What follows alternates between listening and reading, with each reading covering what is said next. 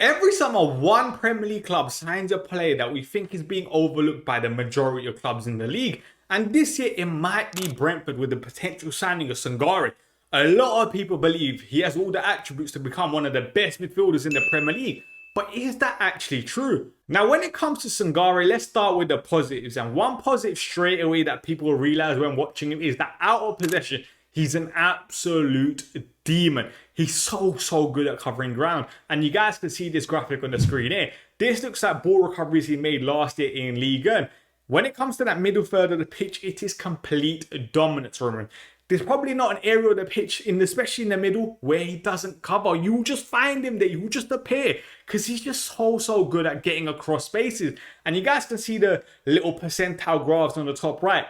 Ball recoveries, 10.67 ball recoveries per 90, which puts him in the top percentiles last year in Ligue 1. His counter-pressing recovery numbers are very good as well. And that's one thing I think people have a bit of a misconception when it comes to Sangare. Sangare is not that midfielder that will sit in midfield and let the play be in front of him. He will go out. He will be proactive. He wants to press. That's his bread and butter. And we've seen similar athletes in the last couple of years of the Premier League being linked to big moves. You're looking at Baleba last season, for example. He was linked with a 70-80 million plus pound move potentially to Manchester United for this exact reason. Out of possession, Baleba is an absolute demon, especially when it comes to those recovery numbers. Sangare is doing pretty much the same thing. Brentford might be signing him for £40 million, but I guarantee you in 2 to 3 years' time, they have the potential to flip him for 80 million plus. One of the biggest misconceptions I hear of Sangare when people talk about him on Twitter is that he's crazy gifted on the ball. People will see graphics like the one on the screen here, which will say for expected threat build up, Sangare is third.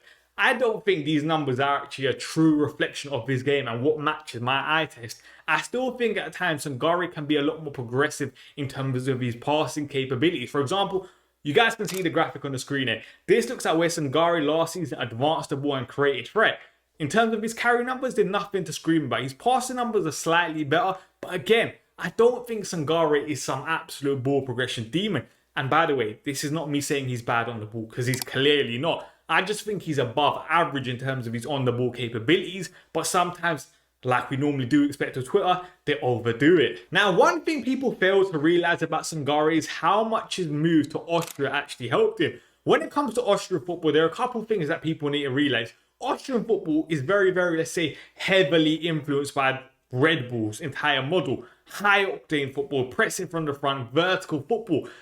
And you can see those aspects of his game in Sangare. Sangare is almost like the perfect Red Bull-esque midfielder. And you guys can see this graphic on the screen here, which looks at tackles and interceptions adjusted by obviously the amount of possession a side has. Sangare is number one. There's a reason for that. This, again, is his bread and butter. Now, one of the other things that I really want to see Sangare work on as he develops over the next couple of years is how he goes into duels. He gets very touch tight to his opponents, which some people might say that's a good thing. Some people might say that's a negative. The negative being he can get turned quite a lot. And the reason that's so dangerous is as soon as an opponent, let's say, turns a midfielder, they're facing the opposition centre-backs, which is one of the worst positions you can be as a defensive side. Another thing I really want to see an improvement in is when he goes into duels, he needs to learn how to use his arm better. And this could be when he's defending and also when he's carrying the ball. Someone like Bamba, the new Newcastle signing, does that extremely well, which is what I pointed out in his video. Hopefully I'm doing a good job in terms of breaking down the positives around his game and obviously aspects of his game that he can work on. Because I feel like the online reading that I normally have of Sangare, everyone thinks he's one of the best midfielders in the world with zero negatives. That's never the case for any player. But let's bring it back to talk more about the Brentford move, because I'm really liking it. A potential midfield partnership with Yarmouk, who in my eyes is one of the most underrated midfielders in the Premier League, is looking very tasty. Then chuck a Damsgaard right in front of them for a bit more creativity. Sharda on the left, Dango Tara on the right, Thiago up top. Again, Brentford could be in and around the European places, because that front six is one of the best in the league outside maybe the top 3 or 4 sides. Now, to conclude, Brentford are getting a top midfielder, someone that you can definitely see coming into the Premier League and hit the ground running straight away. A midfielder with great tackling capabilities, someone that has a brilliant engine in him, someone that can start the press from the front. I'm really liking this signing. Let's see how he develops over the next couple of years. Because listen, he has all the ability and potential to become an 80, 90 million pound midfielder in the future.